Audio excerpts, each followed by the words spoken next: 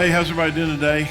I'm going to talk to you a little bit about one verse in particular out of 23rd Psalm, which to some of us may be very familiar. If you grew up in church, you would have heard the 23rd Psalm probably over and over again. But if you did not have that kind of background, I'd definitely encourage you to read it. There's a reason why some of these Psalms were repeated over and over again. And I'd encourage you to read the whole Psalm. But the part I want to kind of focus on is really the last verse. You know, the reason for it is, I was talking with some men in a Bible study the other day, and we were talking about how, so many times we have like a financial need or there's a crisis in our life or whatever, and then almost like right on the heels of that comes the answer. You have a financial need, and then you think, oh man, this is really going to ruin my year or really put us in a bind. And then, kind of on the heels of that comes an unexpected financial blessing. And those kind of things have happened to me a lot throughout life. And probably if you've been following Christ and trusting Him over a period of time, you would have some of those same stories. And it really kind of, I don't know why, but it reminded me of this verse, and it's the last verse in Psalm 23.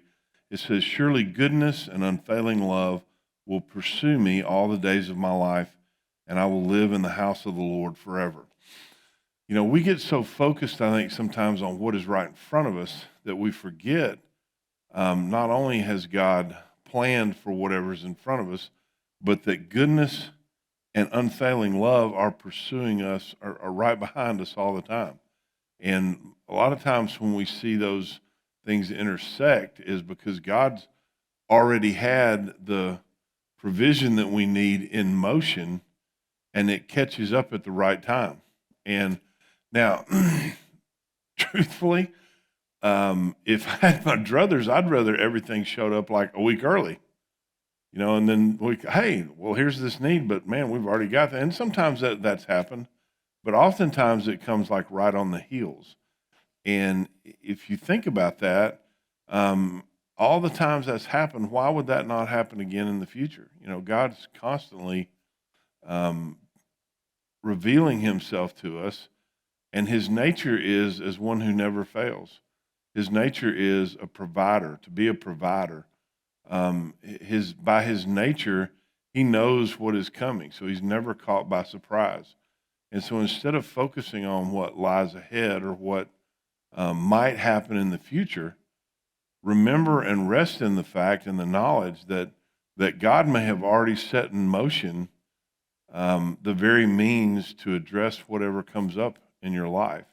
And I don't know about you, but that's a great comfort to me to know that His goodness and unfailing love pursues me all the days of my life, that it's always following after me, and it's always going to be there when I need it and at the right time. And God's timing is always perfect. And so often we get, and I get that. We always need to look ahead, but remember that God is the one who pursued us, and He still pursues us. His goodness and His unfailing love pursue us every day as well. So no matter what might come in the next year, rest in the fact that God is prepared for it, and that whatever you need are going to need in the days ahead, it's probably already in motion. That provision, it's just not there yet, and it'll be there at the right time. So for some reason, that verse just really kind of grabbed me this week. I'm going to read just one more time. "Surely your goodness and unfailing love will pursue me all the days of my life, and I will live in the house of the Lord forever." So I hope that, it's kind of inescapable to speculate or to think about the future. These are uncertain times, maybe more uncertain than at other times in life. But there's something that is more, that is certain, and that is that God provides, that God loves you, that God has a plan, and that his unfailing love and his goodness will pursue you all the days of your life.